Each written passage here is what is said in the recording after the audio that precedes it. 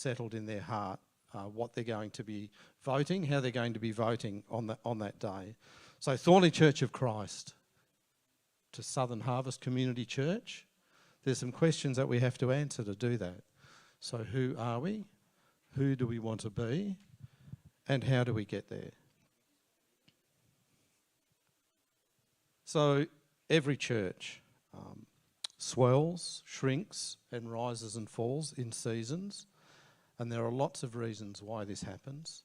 But this year, on the 27th of October, 2024, we together will decide what kind of a church we're going to be. Oh, sorry. So there's a clear choice to make. We can turn to the left or we can turn to the right.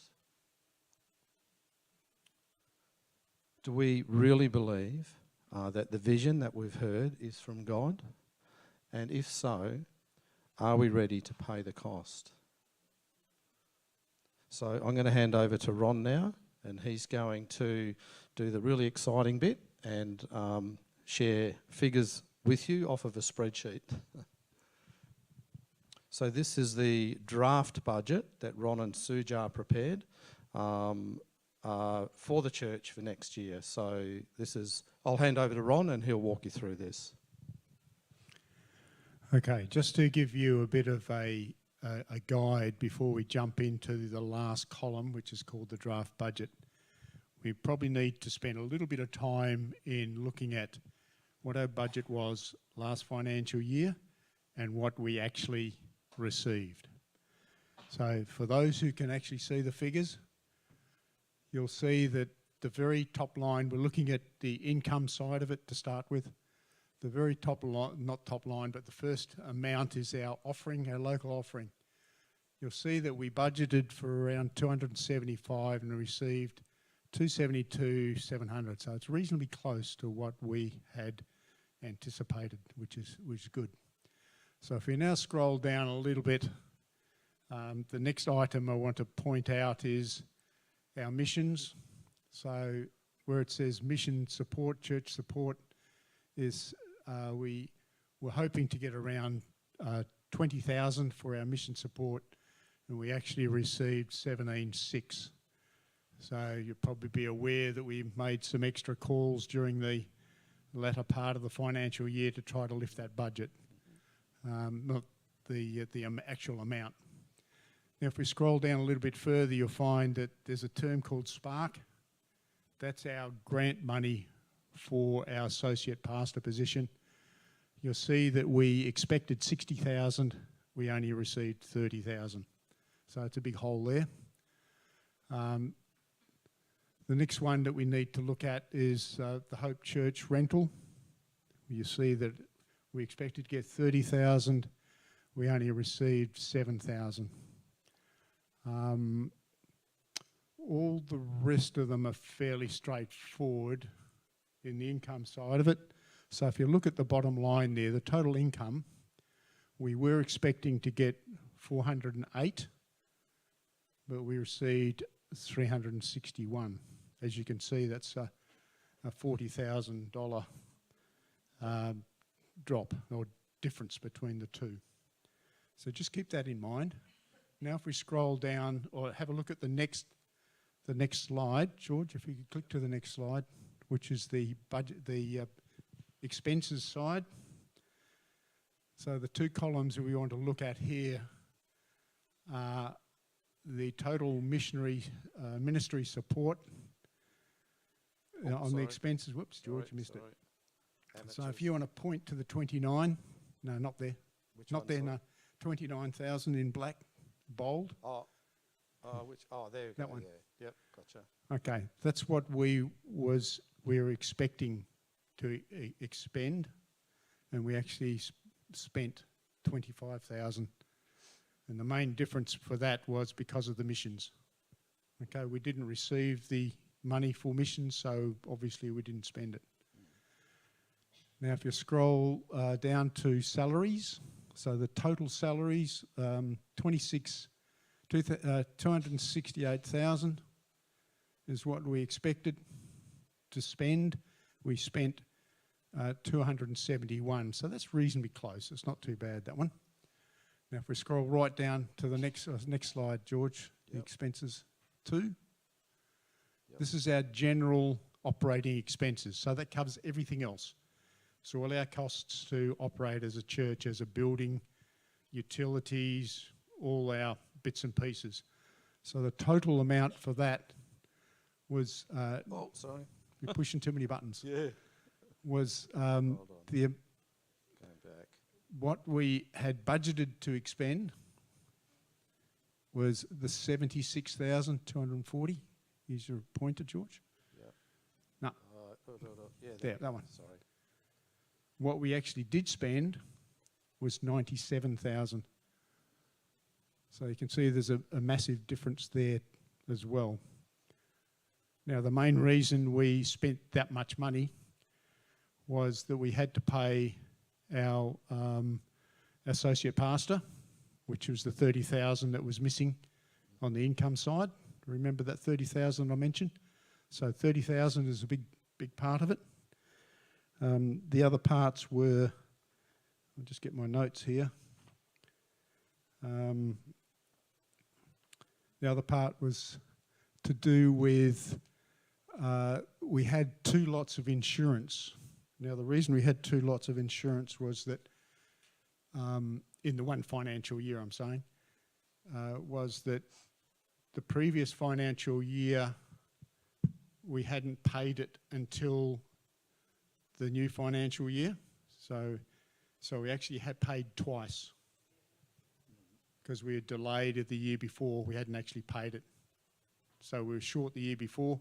So this year we ended up paying twice, 15,000 twice, right? You get a question with respect to insurance?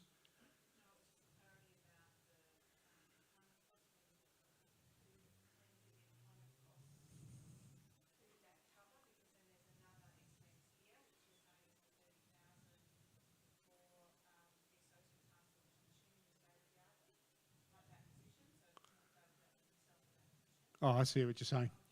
Yeah.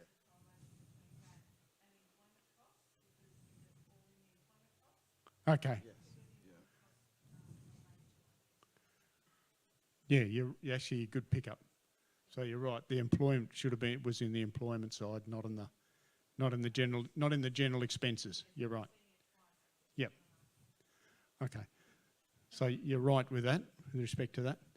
The other item you'll see there's a 20,000 there, Hope Church equipment. Right, so that was a big expense. There's a Hope equipment expense there. But we did receive the income that we'd put into a term deposit. So it wasn't an income from that year. It was income from the previous financial year.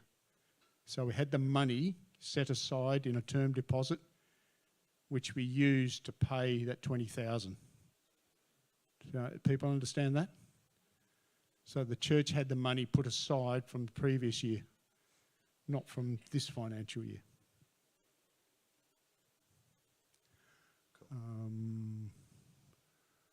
That picks up that. Okay, so looking at the whole lot towards the bottom, we then had the 30,000. That's the one I'm talking about. So I jumped the gun a bit. The 30,000 is actually in that. Right, so now we can go back to, any quick questions regarding any of those items? I know Jenny might have a question. Yeah?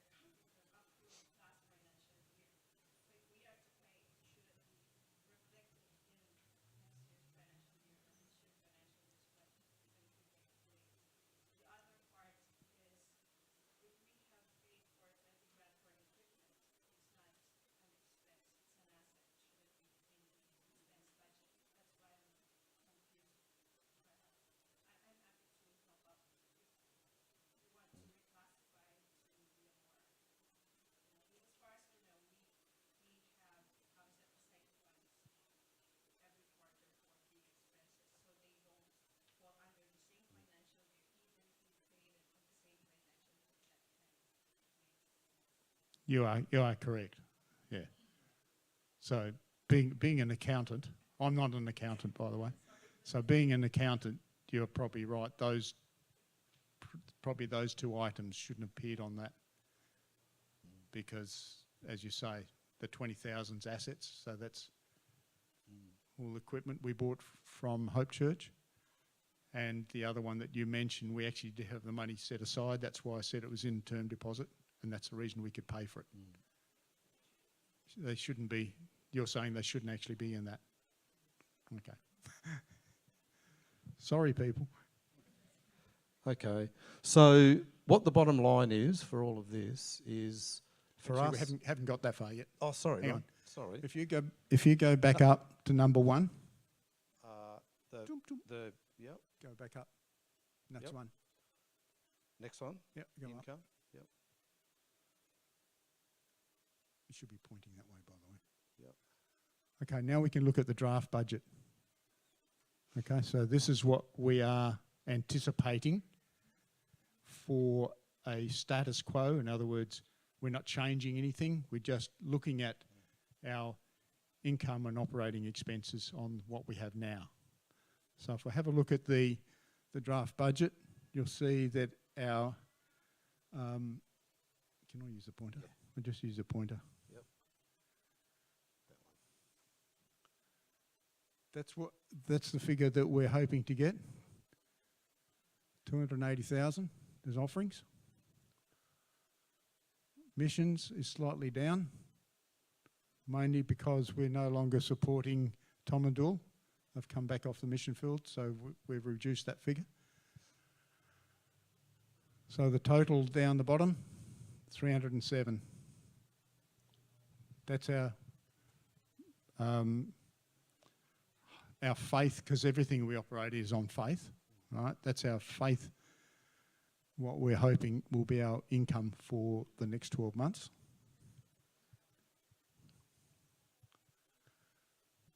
Expenses. Okay. Our figure there. Missions are down a little bit. Program support. So that's 25.6 expense.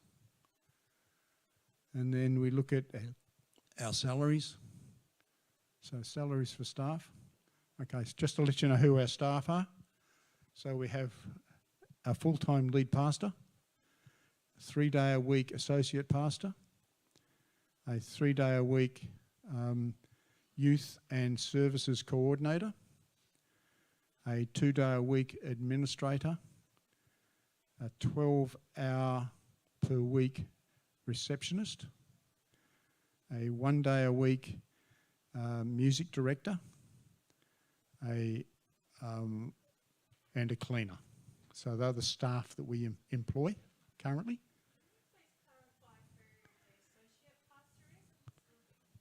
Associate pastor is Dave Yardley. Yeah. Well, was. The position is still there. Yeah. So then that gives us the total amount there of salaries is now 300,000. The reason it's 300,000 now, superannuation has gone up. All our salaries have gone up 4%. So we use Churches of Christ recommended salaries for our ministry staff, and we use standard state government award rates for our other positions. So it's not figures that we make up, that's what we use out of the system. So you can see that that's gone up 30,000. For the same staff.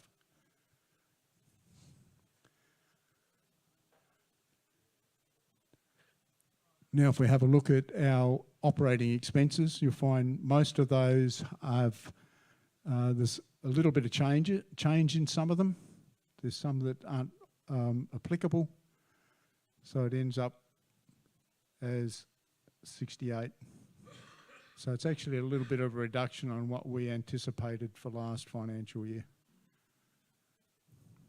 If you have a look at the bottom line, which is the important figure here, you'll find that it's a deficit of 87,000. If we approved that budget, we had an $87,000 deficit. So just keep that in your mind. And I'll now hand over to George for him to do the next part. Thank you. That spreadsheet's scintillating. So for us to, as Ron has said, for us to maintain the status quo, we're actually in a financial deficit of 87,000. I actually think that's fantastic news. We're a people of faith. So it doesn't stop there though, because we have a vision that God has given us, a vision that we were speaking about earlier of forming one church, and we've laid that vision out over the last couple of years. And one of the things that, in line with the schedule that we're following, is that sometime this year we need to be employing another full-time associate pastor here at Thornlie Church of Christ that would sit under Mick, but at the same level as Peter Christofides, who is the associate pastor for the Southern River congregation. So what that means, we remember that we have our income of 307,000, and if we now look at what we're calling our vision budget, this is what we actually need to accomplish the vision, not to just maintain our status quo, but to accomplish the vision that God has given us. And so you will see here, this number here is slightly different from the budget that Ron showed us. All that is reflective of is that we are in the process of applying for a grant from the City of Gosnells of $2,500. That's to purchase more equipment for the creative ministries team here. If we are successful with the grant, there's no guarantee of that, that number there will become our budget expense, but we will have had the income from the grant, the award of the grant, to cover that. That's the only difference in the programs ministry from what Ron showed you. Our missions stays the same. However, there is an increase in our staff salaries and expenses. What that increase is, it consists of employing a full-time associate pastor at the Thornlie congregation at the same level as Peter Christofides at Southern River, as I said before. But for this year, we're obviously not going to have anybody stepping into a role till at least January or February, even at the very, very earliest. So we've allowed for 6 months of a person on a full-time pastor, a full-time associate pastor, to work under Mick in this congregation. It also includes, I'll show you in a minute, there is a slight change with the campus pastor funding as well.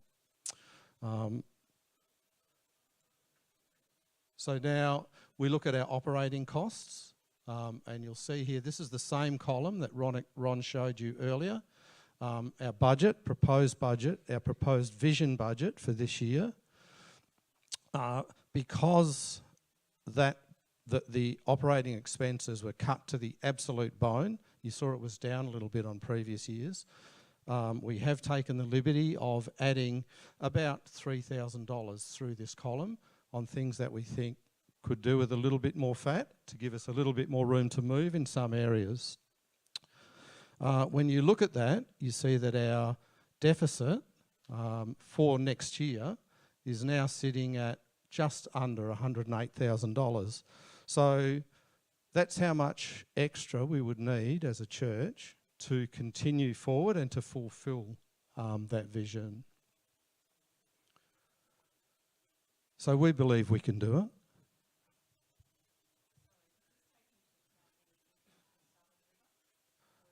So we will be 2 independent congregations. They will fund themselves, we fund ourselves, yeah. Yes. Yes.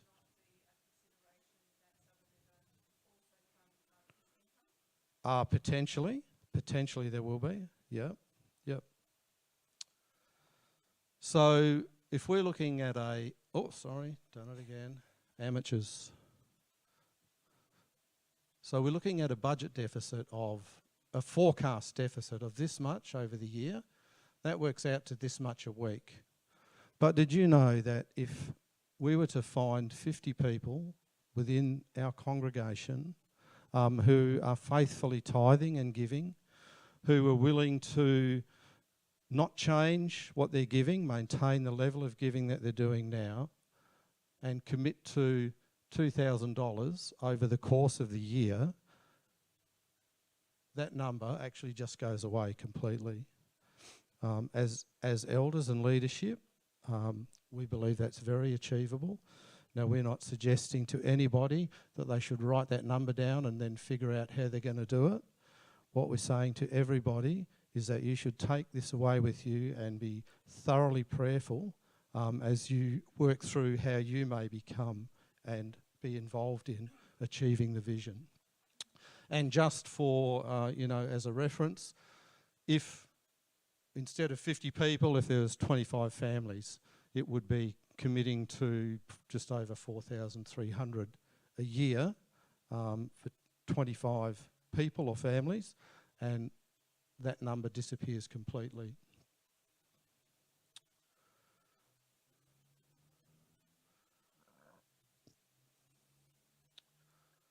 So when you have a budget deficit, there's only two things you can do. One is to increase your income. The other one is to decrease your spending. So we have prepared for you to consider as well what we have termed our conservative budget. If we look up here, you'll see that this number stays the same. These are essentially money coming in, money going out. So they have little or no impact on the church. However, the only place that we have room to move for our budget, to achieve our budget, to balance our budget under our current forecast income, is that we would have to significantly cut paid staff salaries. You'll see here, I've just jotted down here that under the draft budget, our staff salaries would come in at just over 300,000. Under the vision budget, they'd come in at just over 315. Under this, what we're terming the conservative budget, our staff salaries would come in at just over 210,000.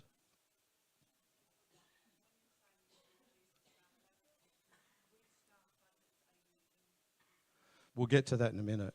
Yeah, we'll show you, yeah. So you'll see our operating expenses here. We've gone back to the cut to the bone model that Ron and Suja drafted on that original draft budget that we showed you. And you'll see if we apply those cuts that we're talking about, we get to the end of it with a nicely balanced forecast surplus of $300.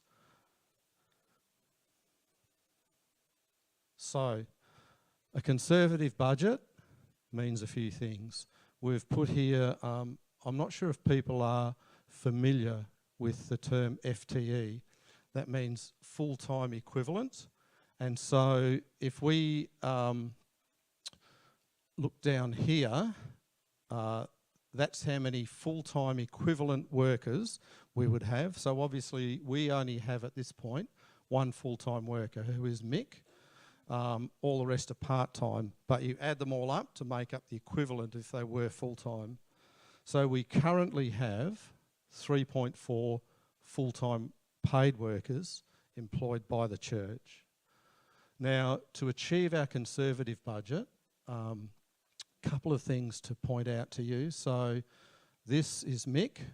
Unfortunately for Mick, he gets his name up in lights.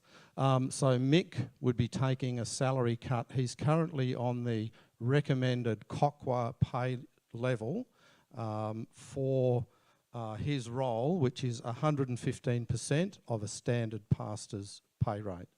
Mick would be stepping down to a 110%, so he'd be taking a 5% pay cut right off the top. But lucky for Mick, it doesn't finish there. So even though it's showing as a 1 FTE, to achieve our numbers, we actually then are suggesting that, and Mick was in agreement with this, I'm not sure if Pam was, that there would be about $2,800 would also come off the top of his salary as well. So Mick would be taking a significant hit, but as would everybody. You'll see here, now something I need to explain. So before all this came to pass, so we have been paying 0.6 of the campus pastor salary. We actually reached an agreement before all this happened, and it's in play now, where this college is going to pick up 0.5 of the campus pastor salary. Southern River are going to pick up 0.2 of the campus pastor salary, and we are going to pick up 0.3. So we actually have a little saving in regards to the campus pastor, but with our conservative budget, and this is done to make the numbers work. We have to be ruthless to make the numbers work, and we have to be hard. And the best we can do for a campus pastor is a 0.1, which is half a day. The associate pastor for Thornlie congregation, we're not paying one currently, and under the conservative budget that would not proceed. And all of the other staff here have received reductions that in the scope of what they're paid are relatively significant. Now, just so you're aware, we actually sat down with the staff just over a week and a half ago and walked them through this, because we certainly didn't want them to find out as we're presenting to everybody else, but we wanted those guys are the life and the blood of the church under God. And so we wanted them to be with us and understand where we actually stood as a church. And so those guys are on board and they're praying with us and for us.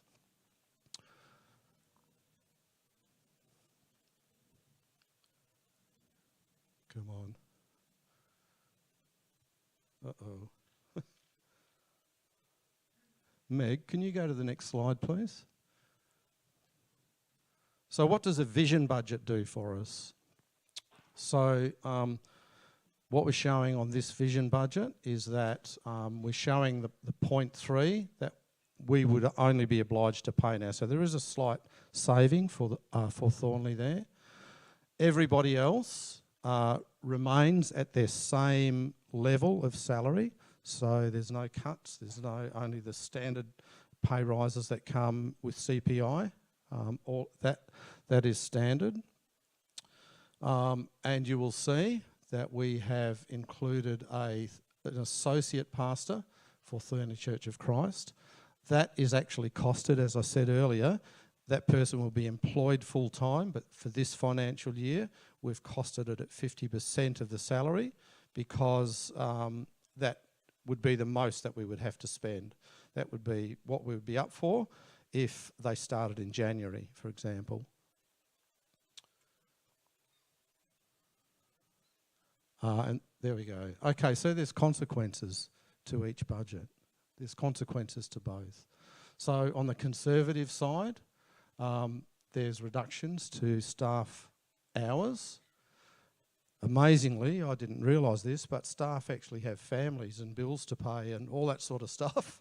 And it may mean that they can't continue to work for us. They may be forced to get another job just to pay the bills. They may not, but that is something that we have to be aware of with the conservative budget. It would not be right to impose upon them to stay. So we have to be ready to perhaps see some of our fantastic guys leave. Yes, Darlene?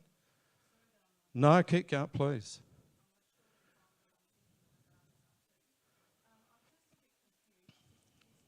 Yes. Yeah.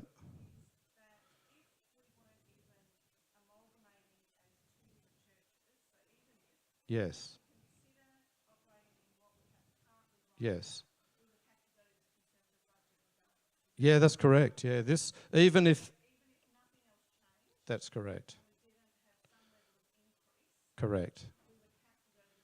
Correct. That's what we're saying, yes. That's correct, yes. No, and look, please feel free. Thank you. Yeah, no, that's fine. And so, look, if we were to choose to opt for the conservative budget, it's almost inevitable that it would produce a slow downward spiral. And next year, we'd be looking at the same problem, same issue. And year after year, I think we would be looking at the same issue. Should we opt for the vision budget? We all, by voting for the vision budget, we are all making a commitment that we will play our part in meeting that goal. This is part of the cost that we were talking about earlier. We will all trust God to provide through us.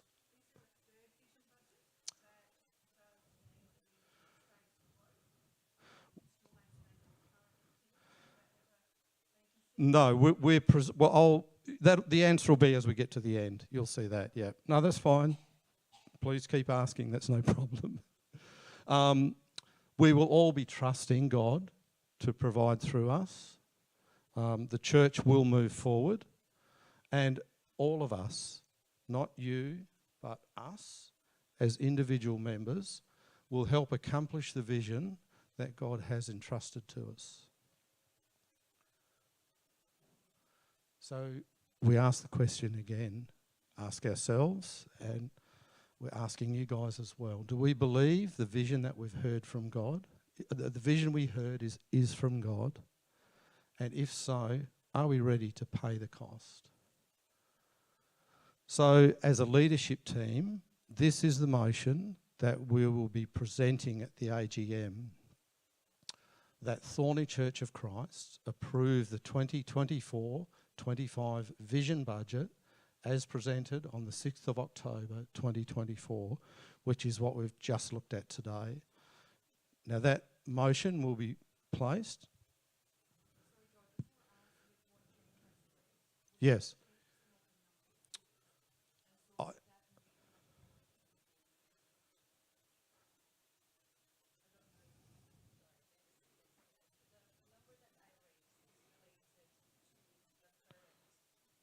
To last year, I think, wasn't it?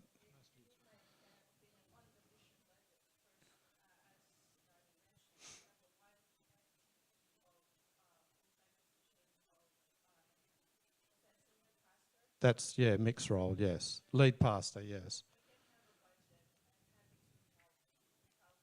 Yeah.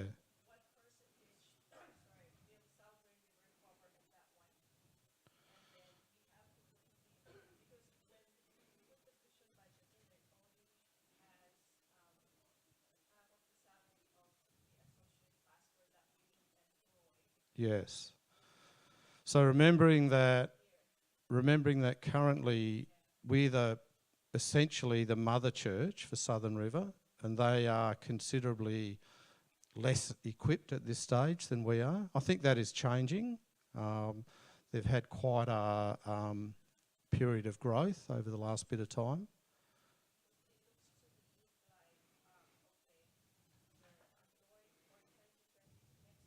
Yes. Yes.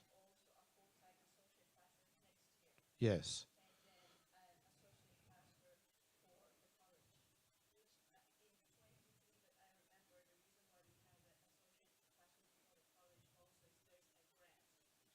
Originally, that's correct, yes.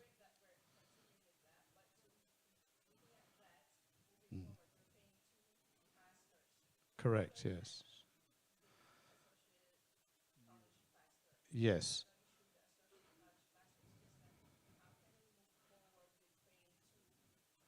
So for the campus pastor, we'd be paying 0.3. We're paying 0.3 for the campus pastor. So we're not paying all of that salary. We're only paying 0.3 of it. 0.3 is 1.5 days.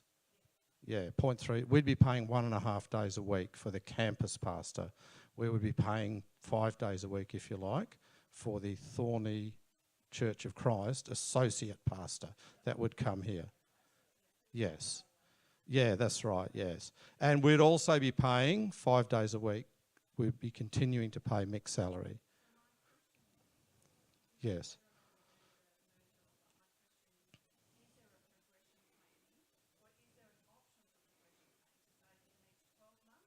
Yeah.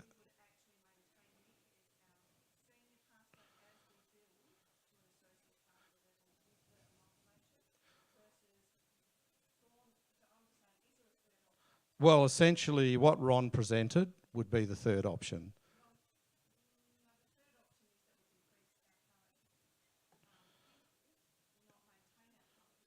Yes. Yes. Yeah.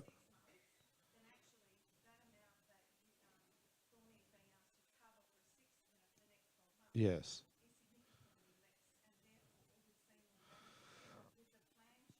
Mm. Yeah. Yeah, yeah. Yep, yep.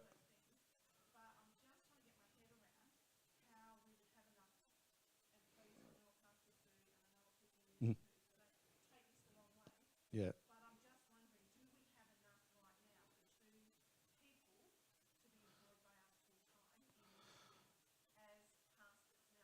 That, yeah.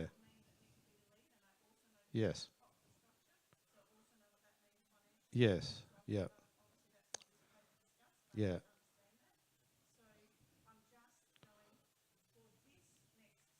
Yes. Yes, correct, yes.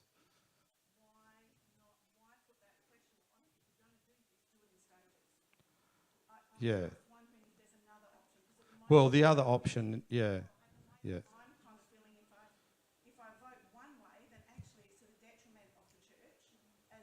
yeah, yeah, yep, yeah, yeah.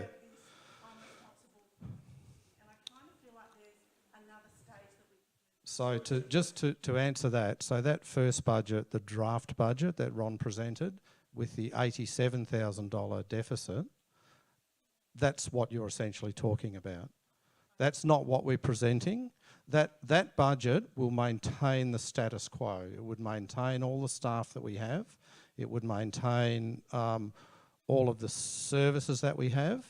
That's, I think you might be referring to that. Well, Actually, can I make just hold on. can I make a quick comment there? Yeah. I'm just picking up what you're saying, and there is another version which we can implement, which would probably save us quite a lot of money. And I hate to say it, but only because Dave has resigned. And no, but that's happened, right? So there's money that we can save and we don't have to put that in the budget. Because you've got to remember that this budget started on the 1st of July this year. So we've already paid part of that, but we don't have to pay the full year. So we're saving money there and we don't need to put that in the budget. That's not there.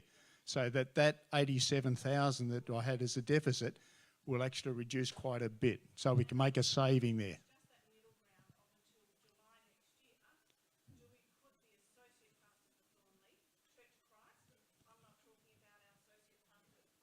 Yep.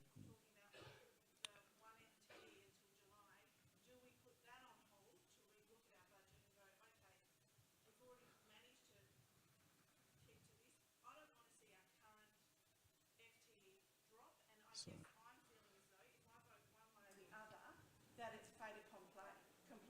so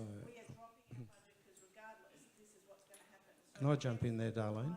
So what we'll be doing, the purpose of today is to present everybody with the facts that we have. That's what we're doing. There is still, the AGM is on the 27th. Now our goal is that every single person, every single member of the church who has a say will be able to come to that AGM knowing how they want to vote. Now, Ron and I are fully available to sit down with people to walk through it. But today is about presenting the figures as they are and the decision that lies ahead for all of us. And that's the bottom line. That's the bottom line for us. This is the budget that we're putting. Everybody here should be voting either for it or against it. That's the bottom line. Yeah. Yep, that's fine. Yep. So, yes. So no, there's one. We're presenting one option that will either be received. It will either be approved or rejected. If it's rejected at the AGM, then we'll have to present something else. Okay.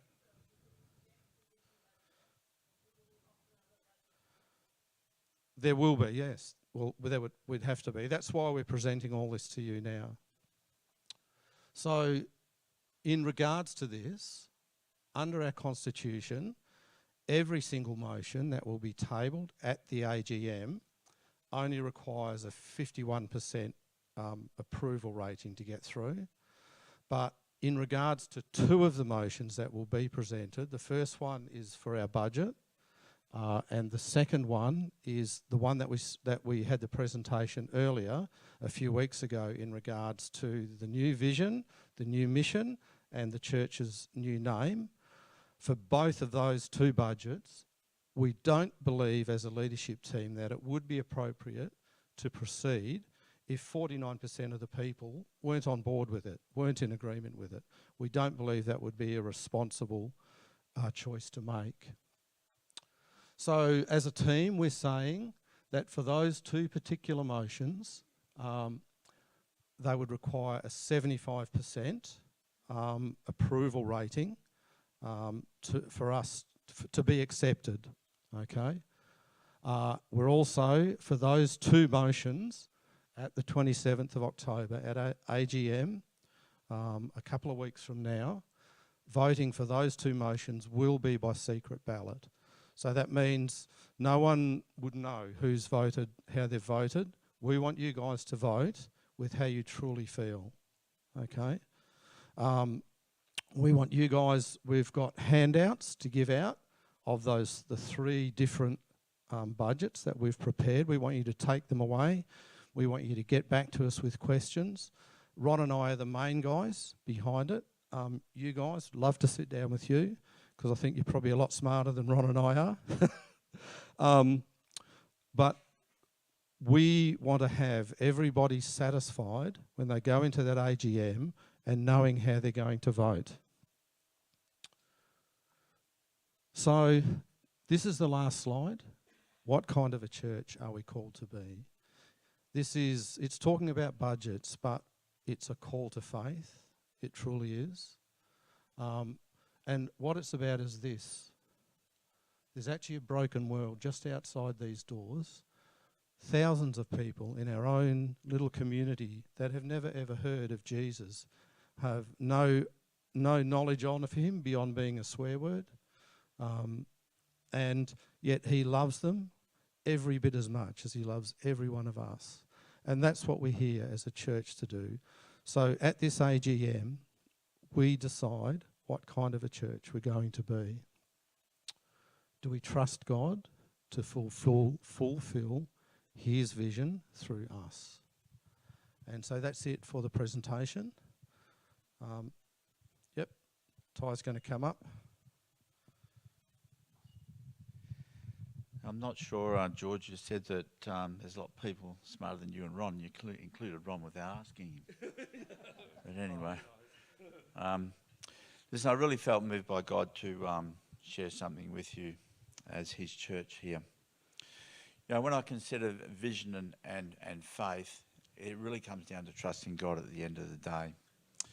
I'm well aware, as everyone here who runs a household or even as a young person, that we have budgets and we can only spend what we have. The dilemma for your leadership here, and this happens every single year that I've been on eldership, is the fact that we do live by faith. We do live by trusting God. And what I'm about to say is not to sway anybody in any direction, but please consider what I'm saying. You know, we have God who's an amazing God. You don't need me to tell you that.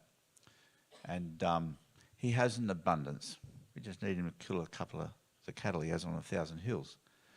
And for me personally, it comes down to vision. We as elders, we're often asked over many years, as I said, of my time on eldership, we're often asked, where's the vision? Where's the church going? Well, that's fair enough question. We need vision. We need to. We are at a crossroads as a church. We're either going to accept the vision that you believe your leaders have been given by God going forward, and we're going to trust God in that. The money, we can hold special things. We can do all sorts of human things to achieve the goal. I'm in business. I don't see necessarily that there's a limit there from the point of view of the 100-odd thousand. I'm not a financial person. My skills are in other areas.